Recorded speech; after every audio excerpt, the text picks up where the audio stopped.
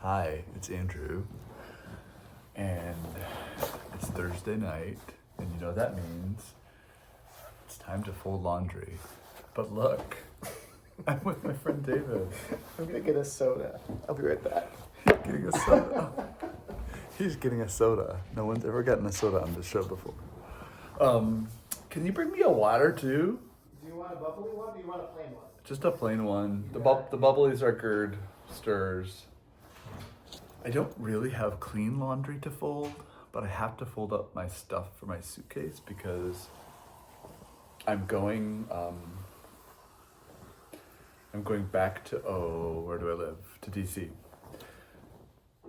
David, can I tell my fans where you live? Mm-hmm. Not your address, just the city. Yes. So I'm here for an academic conference that was held in Buffalo, and I presented there. But David lives in Rochester, which is close. I'd never been to Rochester before. And he bought a house. I've been so excited to see it. And honestly, is this really true? I don't know what to say.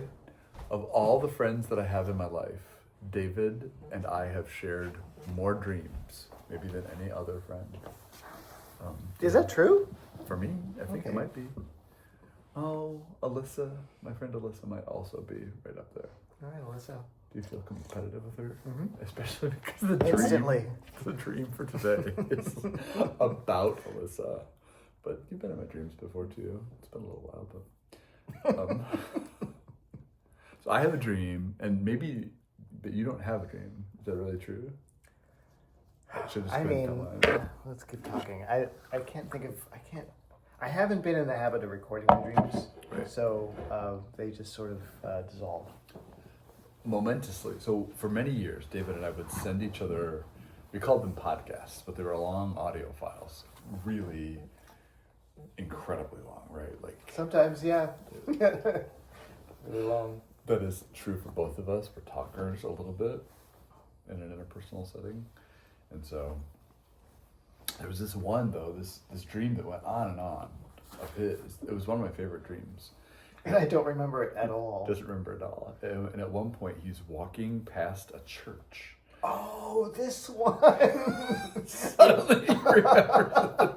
That's the one piece I hadn't mentioned before. Oh, yeah. I think there are things that happen from inside the church too. Yeah. Oh my goodness. This is all coming Yeah, back to wow. me. Yeah, the car fire. Okay, now I remember. Now I remember that car fire. We've been talking about this for 2 days. Yeah, I had no memory of it. It's just come back to me. It's great. I'm curious what you remember of it, besides the fire. Well, actually, until I said the part about the church, I didn't remember. But like, if I were going to like just go with what I sort of feel in my memory, I would say that I remember that there was a group of people inside of that church, and that maybe on some level they couldn't get out. Or It's funny, the thing that I remember about it isn't, there wasn't any tension. It was just the feeling of entering a building at the top of it and then winding your way down through it. this is the church that you Yeah, remember? yeah. So I just remember the car fire happening up on the street level, which was actually up and behind. And then I had come down like long, several spirally stairs, like through several levels to get down to the main part. And it was almost like, imagine a church with a steeple built onto the side of a hill, and that the steeple is where you entered from the road, and that's where the car fire was. I love it. I mean, I don't remember any of this imagery. Like I have a really specific picture in my mind, and the church that I pictured was absolutely like something built in the 90s that was Broad, that looked like it could be a wide. bank. Yeah. It was not like, it didn't even look very churchy. It's so funny, the things you remember Right. from a dream. And for me, the feeling I remember is, yes, there's like chaos up that way, and I came down this way. Huh. But the And car, that meant safety. the coming car was down. like exploding with fire. Yeah, like completely engulfed. This isn't real. This is just in my mind. Right. No one should alert anyone this is about these not an dreams. emergency. Everything's fine. No, I'm glad that that happened. So far, this episode is a winner. I'm really surprised. He's mentioned this a couple times tonight, and I've just thought, no, I have no memory of this dream you're talking about. And then this And last night, I the talked about camera last was night on. too. Second, But the camera's on. it all Oh came yeah, back. there it is. Is it Celine Dion who sings the song? It's all coming back to me now. It's all coming back to. Oh yeah. David sings covers of Celine Dion at bars locally. I don't. I don't. I make fiction out of reality, so Yeah. which is true? You I pick. actually have a karaoke phobia. I've never done karaoke in public. I haven't either. But What? I went to a regional karaoke competition. Wait, as a competitor? No, somebody brought me along, and it was the most uncomfortable I've ever felt in my life. I love to sing. I'm a singer, songwriter, and I get up in front of people and sing my songs. But singing a pop song to a canned, I think it brings me back to The growing canned up. music Up in church. churches where you put on the Sandy Patty arrangement or the David Clydesdale. Which song? Which song of Sandy Patty do you hear? I Come on, can't remember bring the names it. of the songs. Shine down your light on me. Let the people see. And you grip that microphone. Sandy Patty was one of the first rock concerts I ever went to in my life. What is this, Rocky? Is it Sandy back? Petty. I just remember she had an album cover where there was something shiny Mhm. in the nostril, and it made it look like she had nostrils that were closed, and it freaked me out. This is something you noticed only. This is not on the internet. We didn't have the internet then, did we? It was pre-internet. This is something I noticed looking at my parents' CD collection or tape collection. That We're gonna get a lot there's of flesh. feedback on this There's one. flesh over the nostril. How can she breathe? YouTubes are gonna go crazy. There are people who have been obsessed over that same thing. This is a theme we've been talking about all night. David and I have been talking Funny. about how when you say the thing that is most personal and absolutely only for yourself. Is this an intentional placement of this glass? I had to put it down, This but I is kind of artistic. liked how it was. Don't you like how Kind of it guest don't do star feet. that. Looks like my foot's Don't in you- the glass. This is not that kind of podcast, David. It's not a podcast. It's a video series. What is it? What were we talking about? Oh, Sandy Patty. I did want to mention this. We gotta get to the dream. As you know, I really like to get to the point on these broadcasts really quickly. Yeah. My brother Daniel, who's my youngest brother, when I used to play, when my parents would go out and I was the babysitter because I was the oldest kid, I would crank up the stereo all the way and play Shine Down Your Light on Me. It was as rocky as it had ever gotten in our house. You're talking about Sandy Patty. Shine down your light on me. Oh, okay. You know that song? The title sounds like that Collective Soul song, Oh, Shine. which is actually a rock song. Love Shine Down. Anyway, continue. I like that song too. He would go to his room and he would close the door and he would pray because he knew that this was the beginning of my journey down the path of sin. Because Aw. I liked rock music so much. This is your brother David. This is my brother Daniel. Daniel, sorry. Yeah. He delights in telling that story. He also told on me because I said gosh once.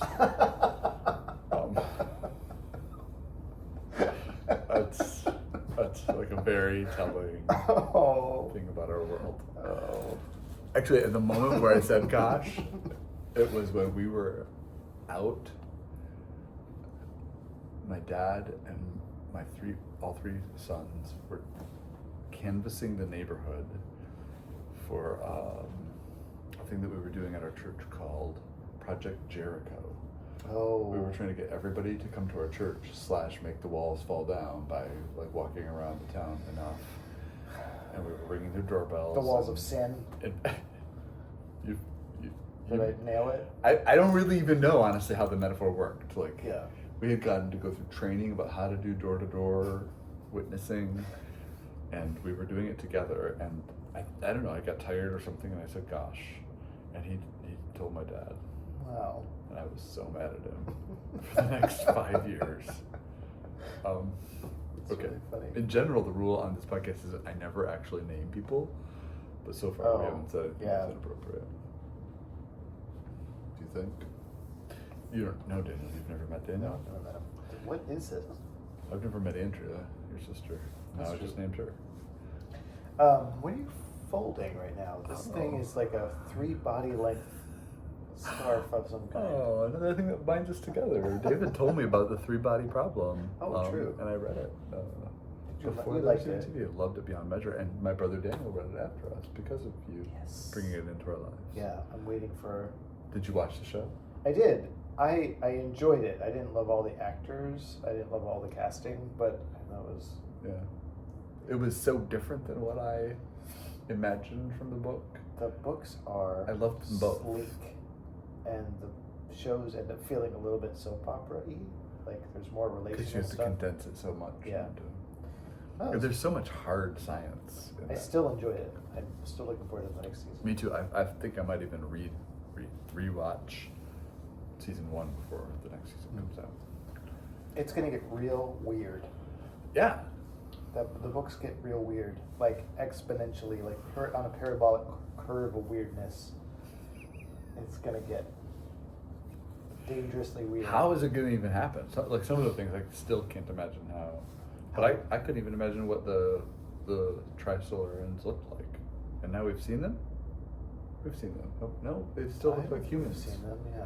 I don't think we see them maybe till the end of the next season. Really? Yeah. I don't remember. I mean, you know, like to me, honestly, the thing that like I love the very most about that series, and this is a ridiculous thing to love most, is the idea that what humans had. I'm kind of ruining it, so if you haven't watched it, you should stop watching this episode until after you watch all of season 1 of. Is how shocked the trisolarans were. Do you call them trisolarans? Is that how you pronounce it? I don't remember. How shocked they were when they found out that people on Earth could lie. Right. And then it turns out later. I really am ruining season 2 now. So just pause it, and I'll make this motion at you, and you can come back. There's plenty. When I get through this. Then in season 2, it turns out that they fell in love with Earth culture because we have all this art. But they essentially didn't have art that included being based on the ability to lie. Right. Right? Like everything had to be based in sort of this rigorous realism. And I never realized what a gift lying was. Me, a gay man, didn't realize what a gift lying was. You're so closeted. Okay. I think the thing I'm sure it had been around for a while before this novel captured the idea so well, but the whole dark forest, there's Smunties. The dark forest idea of, right. You know, there's a good reason we haven't heard from or seen evidence of other alien civilizations, and it's because it's too dangerous to be visible, and we're stupid for wanting to be visible. Right. But it's so American. Although It's pretty, it's the American. Ironically, it wasn't the Americans that started it. Yeah. But it was a rogue dissident from the Chinese Revolution. I'm trying to put some feet into this feed. I know, it's like I hear the money going shing every time you put your foot up there. Yeah. It's going to fund your next visit to Rochester. I'd love that. I wish that I had a way to monetize this show. This is turning into Beavis and Butthead pretty quickly. I could put a, what's it called? Not a GoFundMe, but what is it called when you have somebody who makes monthly subscriptions to you? Because they just support your work. Patreon? A Patreon. Do you have a Patreon? I don't. How do you feel about Patreon? I'm into it. You are? Do you support anyone on Patreon? No, and I don't have one.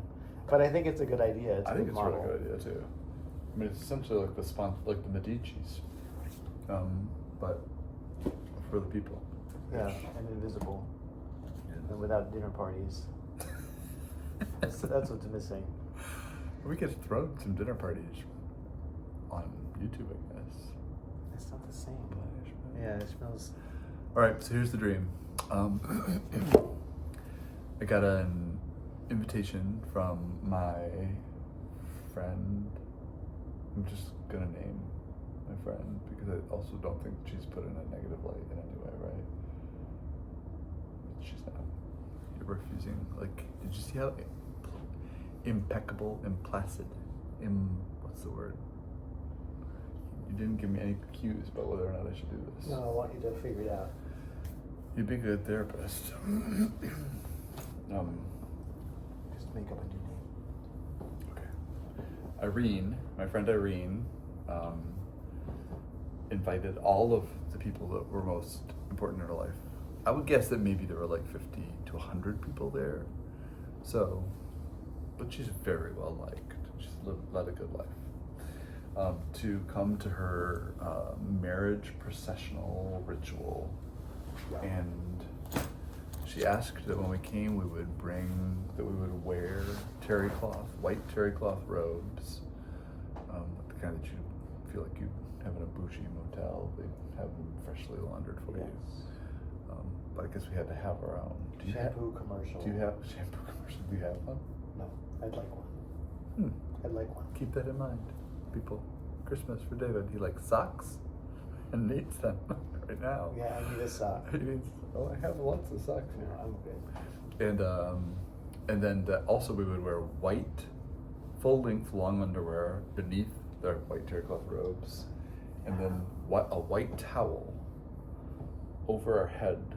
I'm imagining like a loose head covering that an Iranian woman would wear who was resistant to the laws about head coverings early, like in the 70s, or also like a rabbi would wear in what we would call as children Bible times. That's what we were supposed to wear.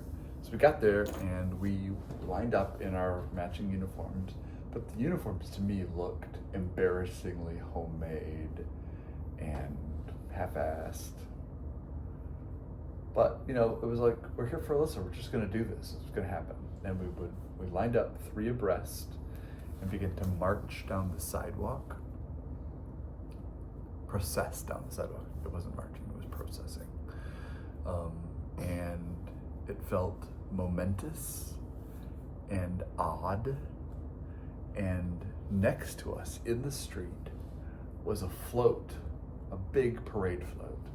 And at the apex of the float sat Alyssa, almost like the queen of the harvest moon or whatever. Like, and we were processing down Portage Avenue in Sault Ste. Marie. But once we turned onto Ashman Street, suddenly the town felt more like Grand Rapids, Michigan than Sault Ste. Marie, Michigan, which are, if you know, they're very different towns. Maybe they both have a Michigan vibe. You can smell the fishy smell of the Great Lakes in both of those places. That's not true, not in Grand Rapids, you can. Anyway, so we got to a certain place and we stopped, and it was time for the marriage ceremony.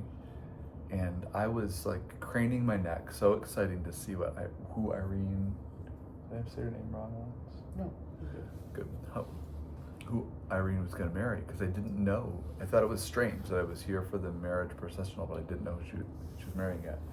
And I saw that he had kind of a massive, almost like the Beast in Beauty and the Beast frame. His shoulders just big. But that's all that I could see of him. What happens next? And then Alyssa said to me, "Do you want to see the movie version?" And then suddenly we were in her living room in Pittsburgh, Pennsylvania, and she had it ready to show on the wall, this event that we had been at. It was like a real smash cut of time. And I was like, of course I want to see it. And so she started playing it, and it was such a beautiful, evocative, stylish film art. The clothes that we were wearing looked like, who is that really famous designer who designed the Lion King puppets? I don't know their name. You do. She was amazing, and everyone, she was the talk of the town. But it looked like the costumes we had would win an Oscar, and the music that was playing was both so otherworldly, and also as familiar as a beautiful sunrise. I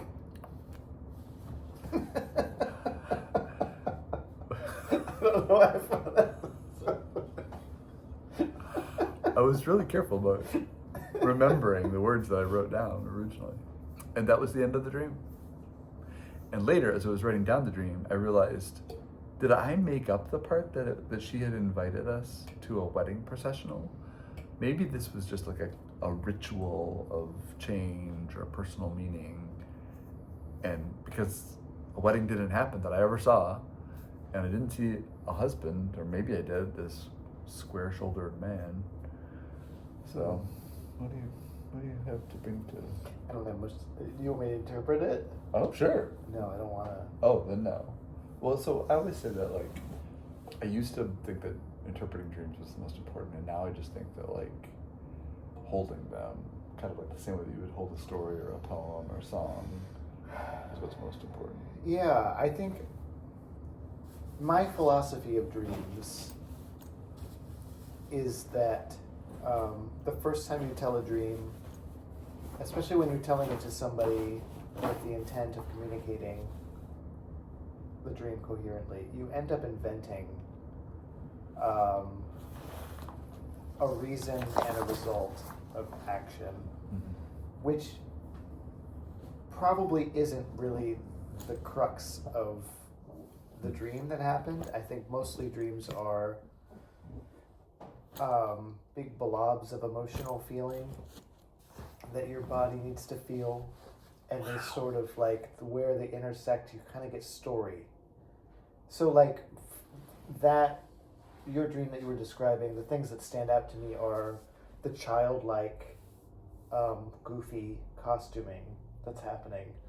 And then the transition from Sault Ste. Marie to Grand Rapids, which is like small town to big town, like podunk to sophisticated, and then to looking back and seeing a film of this whole thing where like it's not childlike, it's sophisticated and award worthy, and it's just not. It's not predictive. It's not reflective.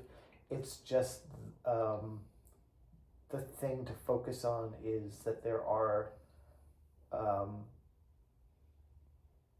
lenses that we use to look through the world to see things in that primitive way, with pity, with embarrassment, and then there are ways to look through our lenses to see things with sophistication and admiration, and maybe you can use those lenses on different subjects interchangeably. Maybe you don't have to categorize everything as one or the other, but just that you see it through one or the other. Does that make sense? I think so. Like that's the thing that you notice most about this dream is Yeah, the that's what stuck out to me. Like when you start to remove the cause and effect of a dream, this happened, therefore this happened, therefore this happened, and just sort of see like these are the elements of the dream. Right. I mean that's a pretty Jungian way to approach a dream. This is going on the internet? I think you knew beforehand. I know, but I forgot for a minute that I was talking to the internet. Oh. No, I love what you said. I think that maybe what I felt like about the things that were more primitive in the dream was not that they were embarrassing or pitiable, but more that they were childlike, naive, and in some ways exultant because of that, right? Like being spoiled by ego concerns, like a kind of joyous idness. Yeah. To even the procession itself, like fuck, if we look ridiculous, then it's so much fun what we're doing. Yeah. We're taking such a dare. So purity. Kind of, maybe purity. To pretension. Pretension, but the pretension isn't bad either. Like in the dream, we had a long conversation about pretension tonight. Wasn't that long? I have that book back there. There's a book about it. Yeah, Pretentiousness, Why It Matters. We had a medium-sized Conversations of pretension. It was sentences long. It wasn't. I feel like our conversations, because we have been friends for a long time, we have like a lot of common reference points, and so we can communicate a lot of meaning. Like there's a dense amount of meaning because we have a lot of shared reference points. Yeah. So that a couple of sentences could actually be a pretty substantial It could be. exchange. I don't think it will register on YouTube. Oh, that's okay, but something will. Yeah.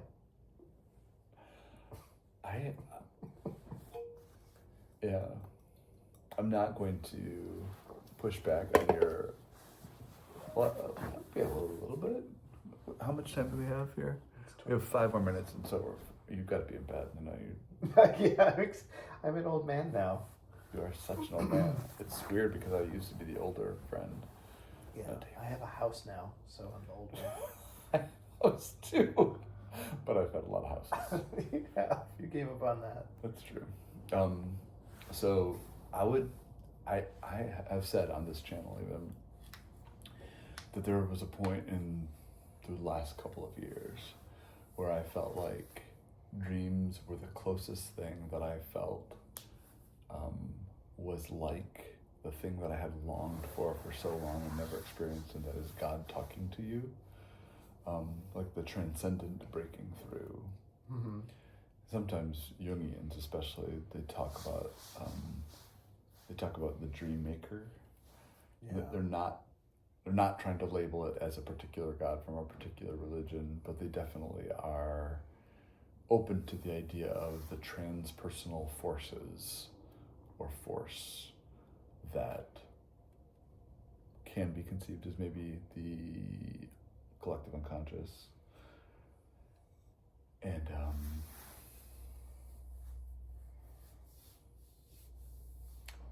so your idea, like what I hear you saying, is that your approach to dreams is more that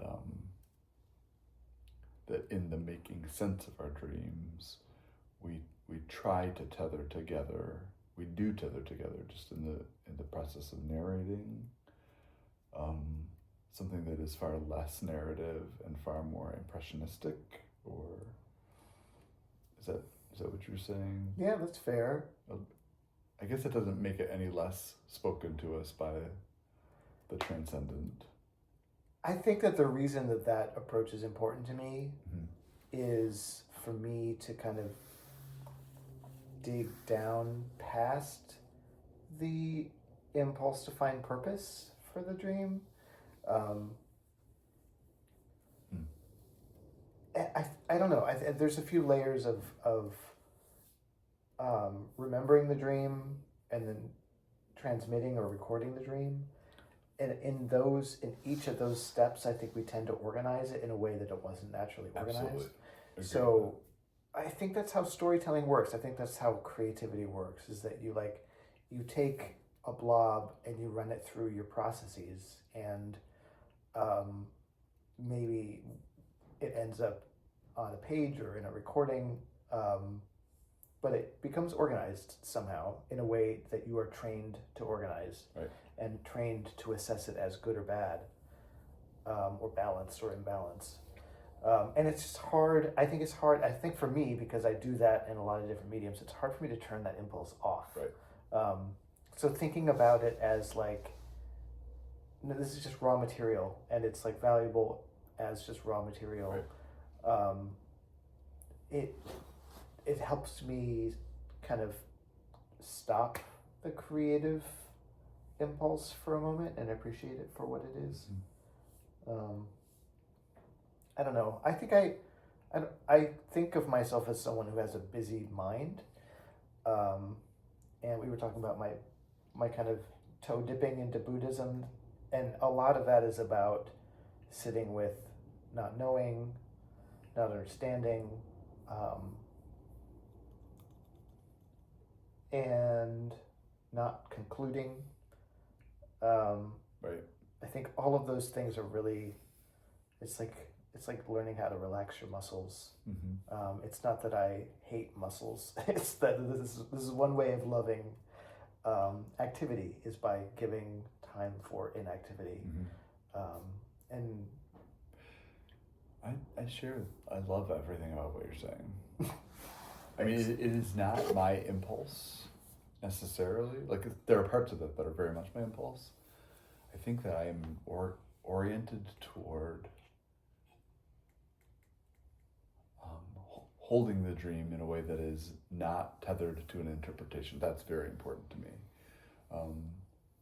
I think I maybe mistrust less that narrativizing function, because I think that on the other side, on the interpretive side, a dream can have a meaning right now, and it can have a meaning for you, and it can have a meaning for me, and it will have a different meaning for both of us tomorrow. And in 5 years, it'll have another, because this one's going to live for like, who knows how many millennia, and YouTube is going to keep going. Exactly. So you don't mean ultimate meaning. You mean no, right? Yeah, that's not. You mean a sort of relative meaning. A meaning that is held in dialogue, yeah, or held in common, in some way. But I appreciate that. I think that what you did, using your technique, you looked for those sort of like narrativized patterns, and you looked for what was there, which was a way still of getting to a meaning that was worth holding. Yeah. We're gonna hold on to. Yeah. Stay tuned, everybody. I never say at the end, like, follow, or subscribe, so don't. But what I do want you to do is feel free to like talk back to us in the comments. Yeah. Because we love that. Do you love that? Do you love it too? Yeah, I want to know. I want to know if I'm likable. Thank you so much for being here.